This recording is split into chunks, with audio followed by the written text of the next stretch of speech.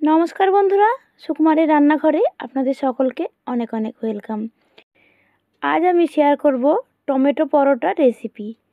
তাহলে চলুন বন্ধুরা, রেসিপিটি পুরোটা দেখে নিন।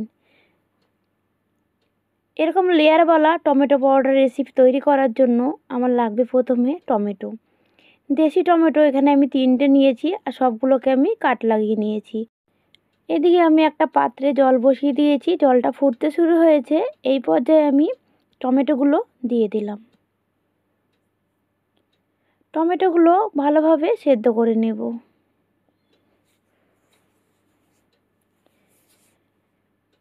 কিছুক্ষণ পরে টমেটোগুলোকে আমি উল্টিয়ে দেব।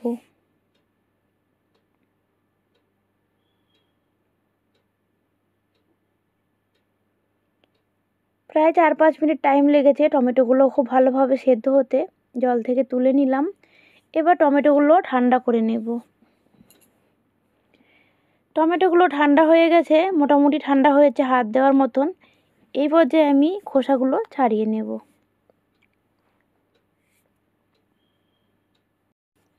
টমেটোর খোসাগুলো ছাড়ানো হয়ে গেছে। এবার একটা কাঁটা চামচ দিয়ে খুব ভালোভাবে টমেটোগুলো মেখে নেব।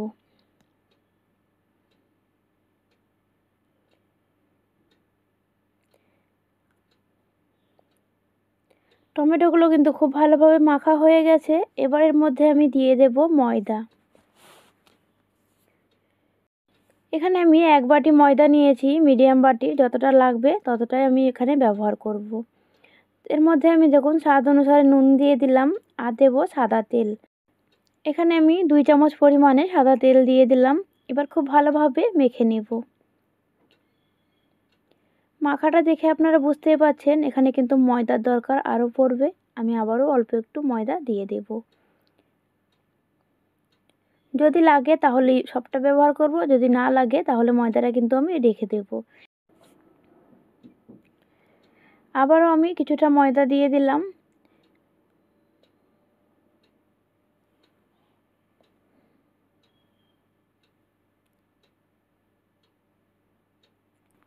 ময়দা প্রায় মাখা হয়ে গেছে। এবার আমি এতে একটু তেল দিয়ে দিলাম, সাদা তেল দিয়ে আবারও ভালো করে মেখে নেব।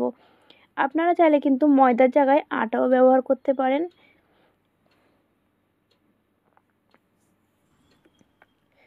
ময়দা মাখা হয়ে গেছে। এবার ঢাকা দিয়ে রেখে দেবো আমি প্রায় 10 মিনিটের জন্য। 10 মিনিট পরে আমি ফিরে এলাম। এবার ময়দাটা আরেকটু মেখে নেব। খুব ভালোভাবে মাখার পরে আমি এখান থেকে লেচি কেটে নেব।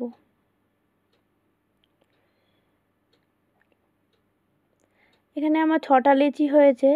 আর দেখুন এখানে 6টা লেচির জন্য 6টা পরোটা তৈরি করব, তার জন্য আমি এখানে ডিম নেব 3টে।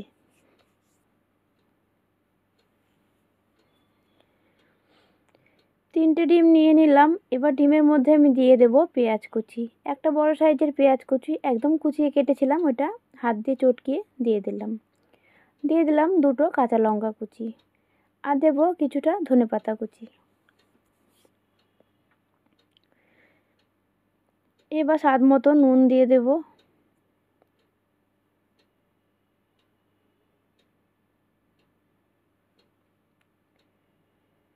সব কিছু খুব ভালো করে মিশিয়ে নেব।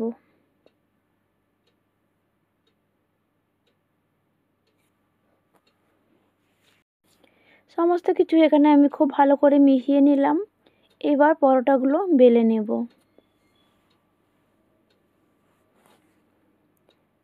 প্রথমে একটা লেচি নিয়েছি। এবার যেমন করে আমরা রুটি বানাই ঠিক সেইভাবে একটা বড় রুটি বানিয়ে নেব।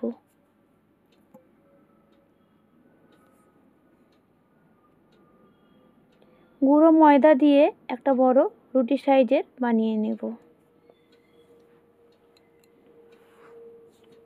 দেখুন রুটিটা আমার এখানে বেলা হয়ে গেছে। এবার কি করব, আমি এর মধ্যে সাদা তেল ব্রাশ করে দেব।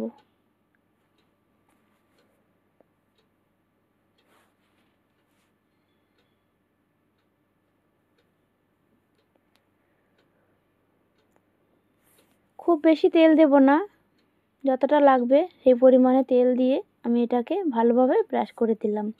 এবার ওপর থেকে একটু গুঁড়ো ময়দা ছড়িয়ে দিয়ে হাত দিয়ে ভালো করে মিশিয়ে দিলাম। এবার দেখুন ভাঁজ করে নিলাম এক পিঠ, অপর পিঠটাও আমি ভাঁজ করে নেব। এবার ওপরে আবারও আমি তেল ব্রাশ করে গুঁড়ো ময়দা দিয়ে দেব। দিয়ে দেখতে পেলেন হাত দিয়ে ভালো করে মিশিয়ে নিয়ে আবারও আমি ফোল্ড করে দেব। যেমন চারকোনা পরোটা হয় বা মোগলাই হয় ঠিক সেইভাবে আমি এটাকে ফোল্ড করে নিলাম। আবারও আমি গুঁড়ো ময়দা দিয়ে দিলাম। এবার চারকোনা করেই বেলে নেব। চারকোনা পরোটার মতন একটু বড় করে বেলে নেব।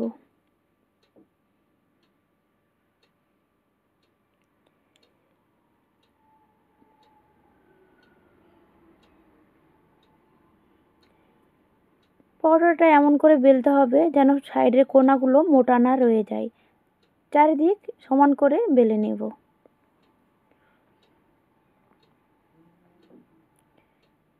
পরোটা আমার এখানে বেলা হয়ে গেছে। দেখুন চারিপাশ কিন্তু একদম সমানভাবে বেলে নিয়েছি, কোনো দিকে মোটা পাতলা কিছু হয়নি। এইবার আমি যে ডিম ফেটিয়ে রেখেছিলাম পেঁয়াজ আর কাঁচা লঙ্কা দিয়ে, ওর মধ্যে পরোটাটা দিয়ে দিলাম। দিয়ে উল্টিয়ে পাল্টিয়ে এটাকে ভালো করে ডিমে কোট করে নিলাম। আর এদিকে আমি তেল দিয়ে দিয়েছিলাম আগে গরম হতে, তেলটা ভালোভাবে গরম হয়ে গেছে। গ্যাসের আঁচ এখানে কমিয়ে দিয়ে পরোটাটা আমি তেলের মধ্যে দিয়ে দিলাম। এবার আমি যে ডিমের যে মিশ্রণ বানিয়ে রেখেছিলাম ওইটা হাতে নিয়ে অল্প অল্প করে ওপরে দিয়ে দিলাম। পরোটাটা আমি চেক করে নিলাম, এক পিঠ কিন্তু লালচে হয়ে গেছে। এবার এটাকে আমি উল্টিয়ে দেব। তার জন্য দেখুন আমি দুটো খুন্তি নেব, একটা খুন্তি দিয়ে উল্টাতে গেলে তেল ছিটে আসবে। দুটো খুন্তি দিয়ে খুব সাবধানের সাথে পরোটাটা উল্টিয়ে দিলাম। এবার গ্যাসের আঁচ কিন্তু কমানোই থাকবে, বাড়ালে কিন্তু পুড়ে যাবে। কম আঁচে পরোটাটা ওই পিঠটাও ভেজে নেব।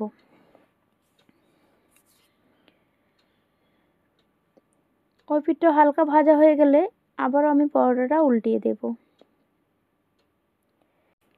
বন্ধুরা আমার টিপসগুলো ফলো করে যদি আপনারা এই পরোটা বানান, টমেটো পরোটা, দেখবেন আপনাদের পরোটাগুলো কিন্তু এভাবে ফুটবলের মতন ফুলবে, একটাও মিস হবে না, সবগুলো পরোটা এরকম ফুলকো ফুলকো তৈরি হবে। এই পরোটাটা আমার একদম রেডি হয়ে গেছে, একদম মুচমুচে খাস্তা করে ভেজে নিয়েছি। এবার তুলে নিলাম।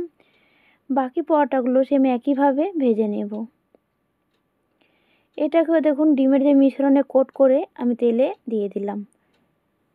দেওয়ার পরে ওপর থেকে যে ডিমের মিশ্রণ আছে ওটা অল্প অল্প করে হাত দিয়ে ওপরে দিয়ে দেব।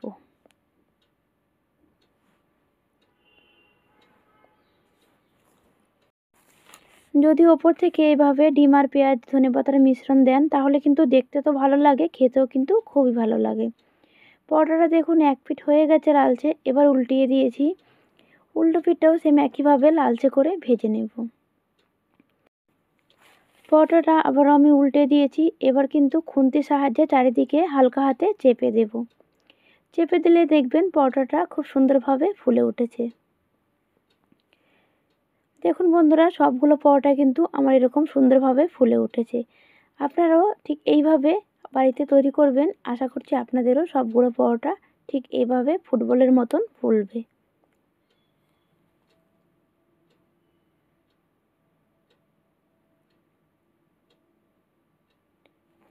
পরোটাটা ভাজা হয়ে গেছে, এবার তুলে নিলাম। একটু সময়ের সাথে কিন্তু হাতে সময় নিয়ে পরোটা ভাজতে হবে, তাহলে দেখবেন ভেতরটাও কিন্তু খুব সুন্দরভাবে ভাজা হবে। সবগুলো পরোটা আমার এখানে ভাজা হয়ে গেছে। এবার আমি আপনাদের একটা পরোটা ছিঁড়ে দেখাচ্ছি। ভেতরের যে এক্সট্রা লেয়ার ওর জন্য কিন্তু আপনাদের যেরকম আমি করেছি তেল ব্রাশ করে নিয়ে একটু ময়দা ছিটিয়ে দিয়েছি, সেরকমভাবে করলে কিন্তু আপনাদের পরোটাগুলো এরকমভাবে ভেতরে অনেক লেয়ার হবে। বন্ধুরা আজকে আমার এই টমেটো পরোটা রেসিপিটি কেমন লাগলো কমেন্টে জানাতে ভুলবেন না। আর আপনারাও বাড়িতে এভাবে তৈরি করে খাবেন, আশা করছি আপনাদেরও খুব ভালো লাগবে।